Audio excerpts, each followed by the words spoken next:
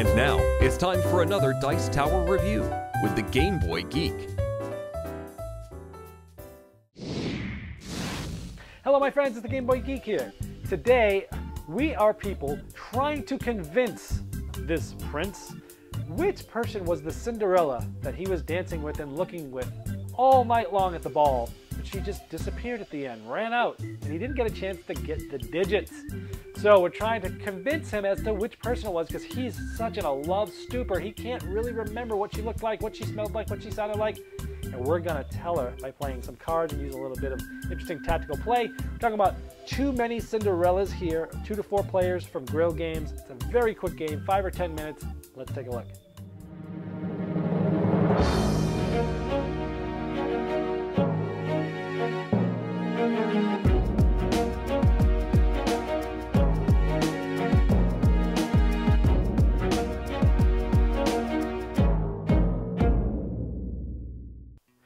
In Too Many Cinderellas, there's 18 cards and each of them have an individual number all the way from 1 to 18. What you're trying to do is make it so that the prince believes you as to which one is the Cinderella and that it's in your hand so that you can win. Each player is dealt 4 cards and they will take 2 tokens of one color. That would be me.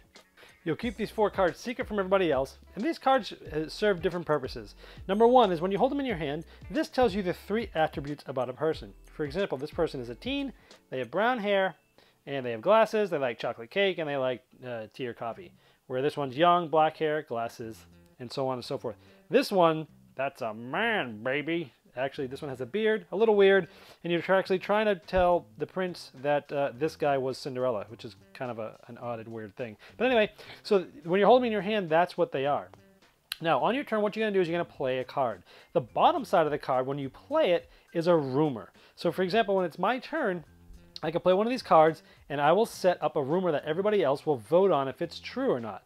So, for example, if I threw this card down, it says Cinderella is not a teen.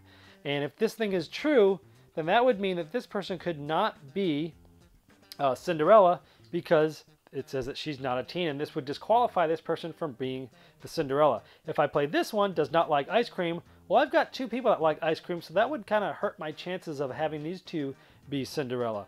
Does not have brown hair. Well, I've got 1 person that has brown hair. This one says black hair. I've got 1 person. So the best I could probably do here is throw this one out. So I'm going to play this one on the table and say Cinderella does not have black hair. And then, one at a time, everybody else is going to vote whether or not, and they're going to hold it secretly, and then they're all going to vote together. And at the same time, they're all going to show their votes. Yes, yes, yes, and no. Everybody has 1 yes and 1 no token. This pink person just used their only no token for the game and has basically said that this card is null and void. This rumor is just, it doesn't matter. It's never been told. It's not happening. So they use their own token to stop this rumor from being true. Then it would go to the next player's turn, and this would continue to go as more and more cards go on. So let's say we went a little further, and the player to my right plays this. Cinderella is not a man. Now one of the cards I have left is a man, so I might want to say no to that rumor. So when we all vote, actually 2 of us said no, which really stinks, and everybody laughs because both of us just used our only tokens on the same person, and there's 2 no's on there, which really stinks, but it's still just a no. Then it comes back to my turn, and I'm going to throw one of these cards down. And when I do, that's going to be the last card I play. Because once everybody has played 2 cards, everyone will be left with 2 cards. And then we're going to see who is possibly the actual Cinderella. So if we look at these cards and we know what's out there, the ones that are out there right now that are actually legitimate are Cinderella's not young and Cinderella does not like rice.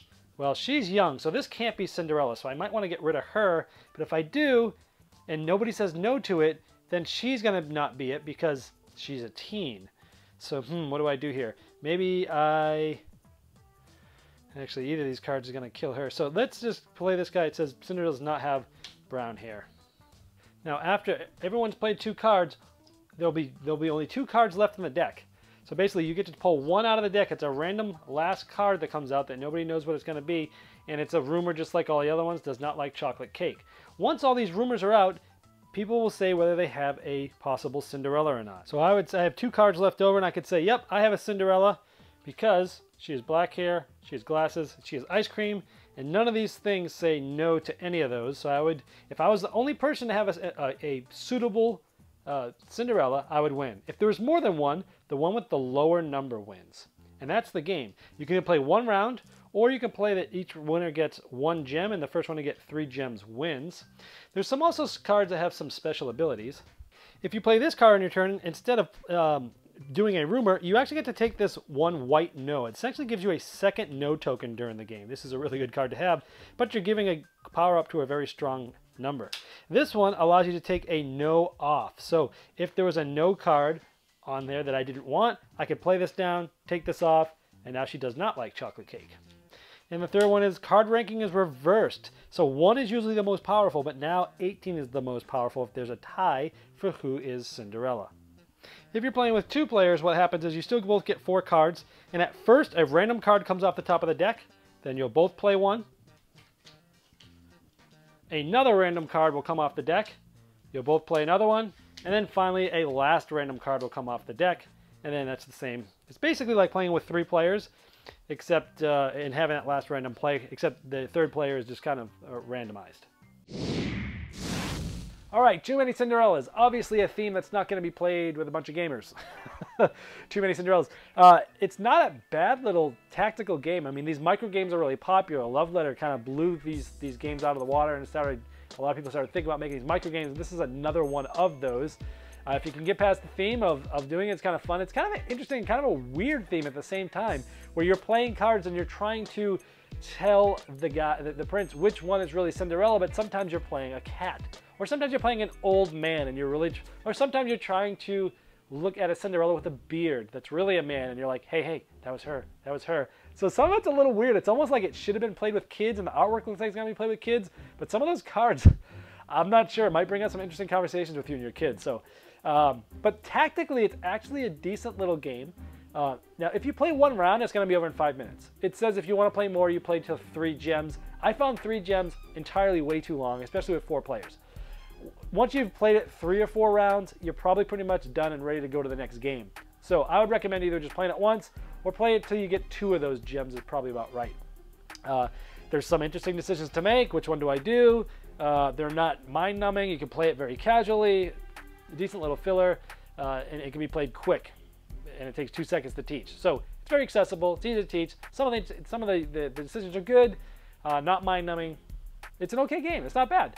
If you like little fillers and you're looking for an interesting, just unique theme that not a lot of people do, that you can fun and joke with and laugh at and things like that, you might want to check this out. That's Too Many Cinderellas. Thanks so much for watching the Dice Tower videos. Find more great videos and reviews, as well as our top-rated audio podcast at Dicetower.com. You can also find other great shows at DicetowerNetwork.com. I'm Eric Summerer, and you've been watching the Dice Tower. The Dice Tower is sponsored by Cool Stuff Inc., where you can find great games for great prices. Cool stuff in stock. Check them out at CoolStuffInc.com.